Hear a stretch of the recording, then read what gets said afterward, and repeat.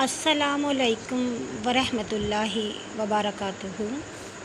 ایک کشتی میں کچھ لوگ سوار تھے۔ لوگ زیادہ تھے، سامان بھی بہت زیادہ تھا۔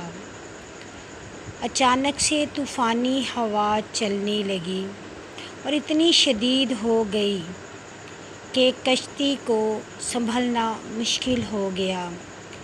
کیپٹن نے کہا کہ لوگ اپنا سامان آدھا سمندر میں پھینک دیں تاکہ وزن کم ہو اور کشتی بچ سکے۔ وہاں پر ایک آدمی تھا جس کے پاس سب سے زیادہ سامان تھا۔ لوگوں نے جب اس کا سامان پھینکنا شروع کیا تو اس نے واویلا مچانا شروع کر دیا کہ تم میرا سامان پھینک رہے ہو، میرا سامان تو سب سے زیادہ ہے۔ لوگوں کو غصہ آیا، انہوں نے اس آدمی کو بھی سامان کے ساتھ سمندر میں پھینک دیا۔ اب وہ آدمی کو جب ہوش آیا تو وہ ایک جزیرے پر پڑا تھا۔ اس نے سوچا میں تو نماز قرآن پڑھتا تھا، اللہ کے احکامات مانتا تھا، پھر میرے ساتھ ایسے کیوں ہوا؟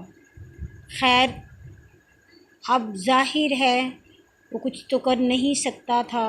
وہ اٹھا، اسے پیاس لگی تھی، ناریل کا درخت دیکھا، وہاں سے ناریل توڑ کر پانی پیا، پھل ملے اس کو کھایا، پتھر سے آگ جلائی، سمندر سے مچھلی پکڑی، اسے پکایا اور کھانا شروع کر دیا۔ بعد میں سوچا کہ اس جزیرے پر تو کوئی بھی نہیں ہے۔ اس نے لکڑیاں اور گھاس پھوس جمع کر کے ایک جھونپڑی بنائی اور اس میں رہنے لگ گیا۔ ظاہر ہے وہ اور کچھ بھی نہیں کر سکتا تھا سوائے اس کے سوا اور کوئی تو حل رہ نہیں گیا۔ جب انسان خود کو سمجھا لیتا ہے کہ جو بھی واقعہ ہوا اس کے بعد کوئی بھی حل ممکن نہیں، تو وہ ان حالات میں اپنے آپ کو ایسا ایڈجسٹ کر لیتا ہے کہ پھر اس کو وہ دکھ، وہ تکلیف یا وہ غم محسوس نہیں ہوتا، وہ اس چیز کا عادی ہو جاتا ہے۔ ایک دن وہ مچھلی پکا رہا تھا تو آگ بہت تیز ہو گئی اور جھونپڑی جل گئی۔ اس آدمی کو بہت زیادہ دکھ ہوا کہ میں نے تنکا تنکا جوڑ کر یہ گھر بنایا، اب پہلے میرا سامان کشتی سے گما، پھر میں اس جزیرے پہ آ گیا، اب میرا گھر بھی جل گیا ہے، کیا تمام مصیبتیں آفتیں صرف میرے لیے ہی رہ گئی ہیں؟ اب وہ سوچتا سوچتا لیٹ گیا اور اس کی آنکھ لگ گئی۔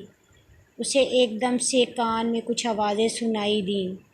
لوگ کہہ رہے تھے کہ اٹھو بھائی، دیر ہو رہی ہے، جلدی سے کشتی میں بیٹھو، ہم نے جانا ہے۔ اس آدمی نے پوچھا کہ تمہیں کیسے پتہ چلا کہ میں یہاں ہوں؟ تو اس نے کہا کہ ہم یہاں سے روز گزرتے ہیں اور ہم یہ جانتے ہیں کہ اس جزیرے پر کوئی نہیں رہتا، لیکن جب آج تم نے تیز آگ جلائی اور دھوئیں سے ہمیں محسوس ہو گیا کہ یہاں پر کوئی انسان پھنس گیا ہے، تو اسے ہم بچانے کے لیے آ گئے۔ اس واقعے سے ہمیں یہ سبق ملتا ہے کہ اللہ کے کاموں میں حکمت ہوتی ہے۔ وہ خالق جو کائنات کو بنانے والا ہے وہ بہتر جانتا ہے۔ ہماری زندگی میں آنے والی آزمائشیں ہوتی تو ہیں، مگر اس کے پیچھے کوئی نہ کوئی حکمت ہوتی ہے جس کے بارے میں ہمیں علم نہیں ہوتا۔ ہمیں چاہیے کہ نہ صرف اپنی آزمائش میں ہم دوسرے لوگوں کی پریشانیوں کو دور کریں، بلکہ اللہ رب العزت سے مدد مانگتے رہیں، کیونکہ وہ جو میرا پیارا اللہ رب العالمین ہے وہ کسی کے ساتھ زیادتی نہیں کرتا۔ سبحان اللہ۔